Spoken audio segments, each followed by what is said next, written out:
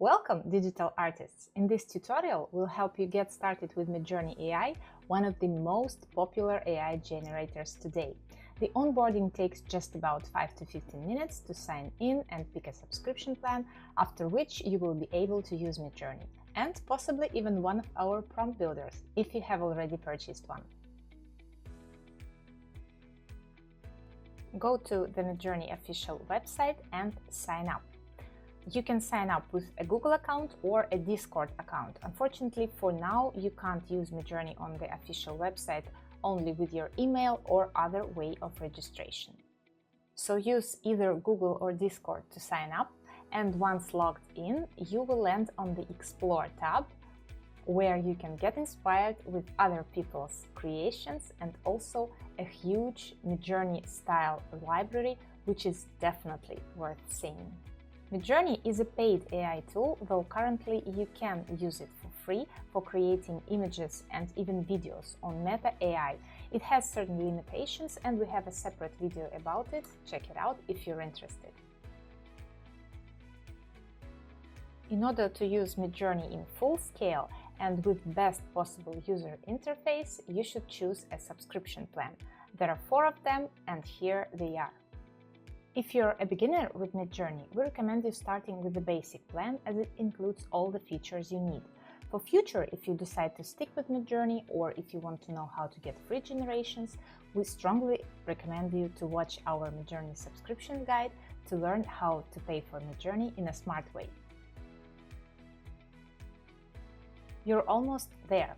After picking your subscription plan, go to the Create tab and write your first prompt. After pressing Enter or Return on Mac, you will be prompted to accept the terms of service. Without this action, you will not be able to generate any images. But after accepting, as many as you want, as many as you paid for. Okay, so let's generate something very simple. And that's it. Congratulations! It's your first prompt and your first grid of images. Midjourney generates images in a grid of 4 every time, and you can't change it. So from now on, you can just compose any prompt you like, or you can paste here the prompts that you have constructed in our prompt builders, and I'm sure that you will learn very fast how to make something awesome from them. With Midjourney, you own all the images and videos you create, even if you decide to cancel your subscription. Feel free to use them however you like. But if you upscale an image that another user created, that image belongs to the original creator, not you. Be especially careful when using your images that resemble famous people or include content that might violate local laws, platform rules, content restrictions, or other people's and companies' intellectual property. As a beginner with Midjourney, first of all, you probably would like to know what actually Midjourney can do, and let's dive into it. First, you can create any kinds of images from scratch or based on reference images in terms of style, characters, and composition. Also, you can base your images on your personal preferences or someone else's preferences. By the way, we have a separate guide about what Midjourney can and cannot create in terms of images, and we recommend you watching it because it tells everything in detail. Then you can create videos in an image-to-video model. Actually, it's animations, so you can animate images created in Midjourney or any other images that you have. You can edit any images, even upload it to Midjourney, and you can upscale images only created in Midjourney. Also, you can create consistent characters and maintain cohesive style throughout all your collections. Regarding styles, you can play with them in all possible ways, via text prompt, with style reference images or style reference codes, mood boards, and personalization. Also, you have tools for organizing your creations in folders or by liking them and sending to trash. There is also a possibility to gain free GPU time, meaning free image and video generations, completing different tasks like ranking and surveys. And finally, if you're interested, you can join the Midjourney community and share your prompts and creations with other members. Next, in this video, we'll mainly focus on the Create tab, which is your main creative space. All the other tabs are also very important, and we have dedicated guides for them, all linked in the description below. On the top of the screen is the prompt field, which we have already used. Here on the right there are some important tools. Below you can find your recent generations, and on the right of each one its prompt and parameters used for creating it. Let's see what main tools are, of course starting with the settings. The image size block is the first one, and using this slider you can create images in different ratios of portrait or landscape orientation. Otherwise, you can manually type in the prompt field this aspect ratio parameter like this, and after that your desired aspect ratio. But keep in mind that this digit should not have decimals, otherwise it will not work properly. Then comes the model block, and starting from here you have these question marks, which will help you understand which each term means. Mode stands for standard and raw modes. When you create images in the standard mode, Midjourney applies the default level of its creativity, enhancing your prompt a bit somewhere under the hood. And if you're using the raw mode, it sticks more to your prompt and creates less of its own. Version, of course, stands for Midjourney version, where you can pick the latest one, which is always selected by default, or some of the legacy versions, and also Niji versions, which are mostly useful for creating anime images. You can also create images in standard and draft mode, and draft mode allows you to create images faster, spending less GPU time, but the quality of these images will be lower. In the aesthetics block, you can find stylization, which helps you to create images of more complexity. Increasing this amount above the default 100 will help you do this.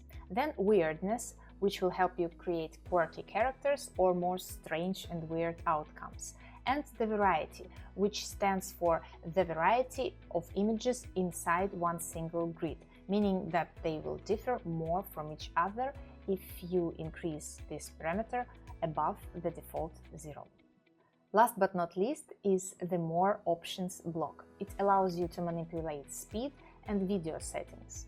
Speed stands for Relax, Fast and Turbo modes. Fast is the default mode, Turbo creates images faster than the fast mode and requires twice more GPU time. Relax mode allows you to create images with no GPU cost at all, but it's really slow. Sometimes one grid can take up to 10 minutes, so I don't usually use this.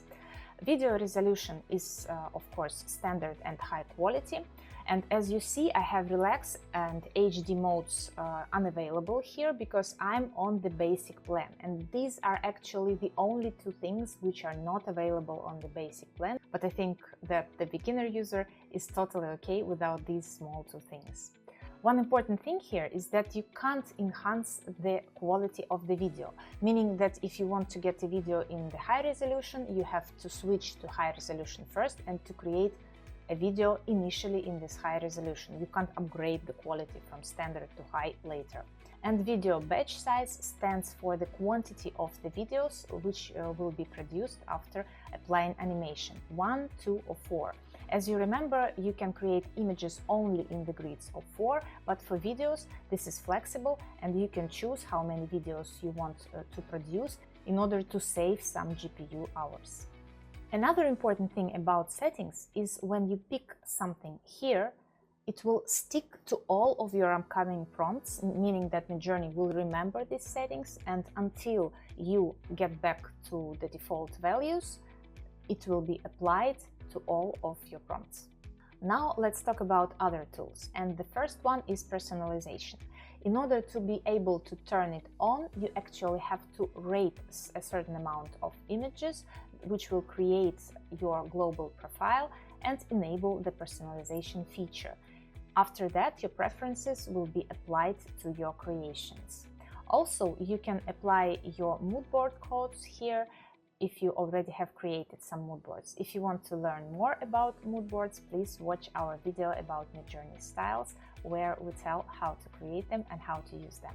Then there is this button to toggle the draft mode, which we have already discussed.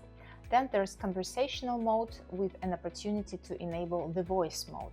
When you press this mic, you can actually talk to the AI and even in your native language if it's not English. And after you talking and explaining what you want it to draw, it will optimize your prompt, it will enhance it, maybe shorten it a little bit and make something out of what you've told it. Then there is a search tool and it already prompts you how you can use it. This search tool allows you to search among your creations. And then there is this folder icon where you can browse your creations by folders if you have already organized them into ones. Now let's start working with the images. After you have created something, hover on one of your images and from here you can like the image or trash it. You can find it easily using the Organize tab if you mark them as liked or trashed. Also, you can make subtle and strong variations and make low motion auto animations. Let's make a subtle and a strong variation. As you can see, subtle variations are almost twins to the original, while these strong variations are more like siblings. If we right-click on the image, we'll see even more options. Once again, like and trash we've already discussed. Then describe. Describe is a very powerful tool which will help you create images similar to the original, or in other words, recreate images that you like. Midjourney analyzes the image and then offers you 4 prompts in order to help you recreate it. We have a dedicated guide about this describe command and how to achieve best results with it. Please check it out. The link is, as always, in the description below. Okay, let's see what else we have on the menu. Vary, subtle and strong. We have already done that, so no need to explain. Upscale, subtle or creative.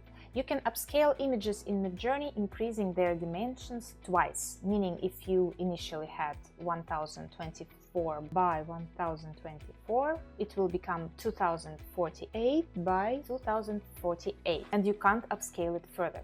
If you choose subtle upscale, then Midjourney will apply less creativity than if you use creative upscale. Creative upscale is good when your initial image is lower quality, and that's why applying more AI creativity will significantly enhance it. Then there's animation. You can make auto animation without prompting or manual animation with prompting, low motion or high motion, and we have a separate video about Midjourney animations. Please check it out if you're interested in making ones. More offers you to rerun the same prompt with the same parameters, with all the same settings, send it to the editor, and we have a separate video about editor, check it out in the description. Then you can submit this image to the pair rankings in order to help other users to make their personalized profiles and also to enhance Midjourney in future. And you can use it as your profile image, which is a feature of recently added user profiles. And in fact, this means that you can use this image as your avatar. Currently, in these profiles, you can use only images created in Midjourney, which is logical in some way. Then you can spotlight image, adding it once again to your user profile, but not as an avatar, but as one of your featured images. Save the image, download it to your local device, copy image URL, it's all clear, and then you can also add it to the folder. You can't actually create folders from here, but you can add your image to an existing one. When you left-click on the image, you will get into this image's detailed view with an enlarged image itself and also a convenient possibility to scroll with your mouse wheel between all your recent creations. On the right, you can see the text prompt from which this image was created, as well as the parameters applied to the prompt. This is a variation, meaning that it was applied to this image from this image grid. Then in this menu, you can copy the prompt, meaning the text prompt together with the parameters, job ID, seed, image or image URL. You can report this image, you can also spotlight it, download it, search image, and it's an interesting one, trash image, and open it on Discord. Let's get back to search image. If you click it, then you will get to the Explore tab, where you can see other people's creations which are in some terms similar to your image. You can find something similar in style and maybe color palette, or in object and composition. Getting back to our image. Once again, you can download it, spotlight or like. Here you can put it into some folder, and next there are creative actions. In more options, we can choose what to show here, and for this demonstration, let's pick everything. We have already created subtle and strong variations of an image, so no need for additional comments here, as well as upscaling we have already discussed. Remixing. It is similar to variations. Also, you can make subtle and strong remixing, but this time you will have to write a text prompt and explain what actually you would like to change in this image. Let's try adding something among neon flowers. And let's see what we've got. While this job is processing, we'll talk about pan and zoom. Pan is extending your image up, down, left or right. Zoom allows you to create additional space around your image and fill it in accordingly. You can apply zoom in 1.5 ratio and in twice ratio. Let's see what we've got from our remixing. Not actually what I was expected, but I guess it's because I applied subtle remixing, meaning that it could make only subtle changes, and flowers actually is a big change to an image like this. Then we have more. Here I see only rerun and edit. Edit brings the image to the editor, and rerun reruns the prompt, as we've already discussed. But also we see that there's an enhance command here, but it works only if this image was created in a draft mode. Use allows you to use this image as an image reference for your next creation or a style reference. For some reason there is no opportunity to use it as omni reference, but if you need, you can drag and drop. But we'll discuss this references issue a little bit later. And also you can use the prompts. And then there's only animation block remaining, and we have a separate video about Midjourney animations. And as you managed to watch until now, I guess it's time to show you the hidden menu. When you drag an image to this upper area, you can see that this menu appears. You can put your image as a starting frame, and then you will be able to animate it like this.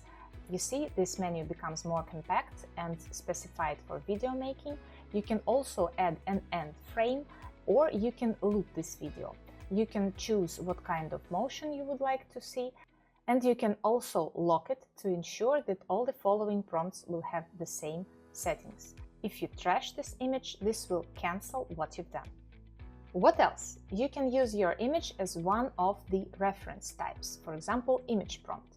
This will ensure that the composition of the image that you produce with this image as reference and the prompt that you write will be similar to this one, as well as colors and style, all in all, generic similarity. Then you can use it as your style reference, and by the way, you can just drag your image between these.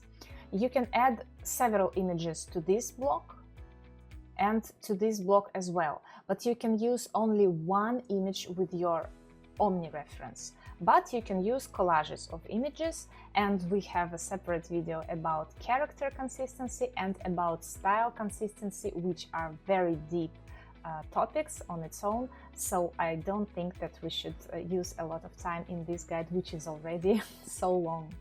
As always, you can lock these settings to use in future prompts, or you can just send it to trash and start over. And last but not least, you can send this image to the describe block, and then, as we already tried, it will create 4 prompts based on analyzing this source image. In this guide, we've managed to cover a lot of stuff about creating images with Midjourney. Now you're not a newbie anymore.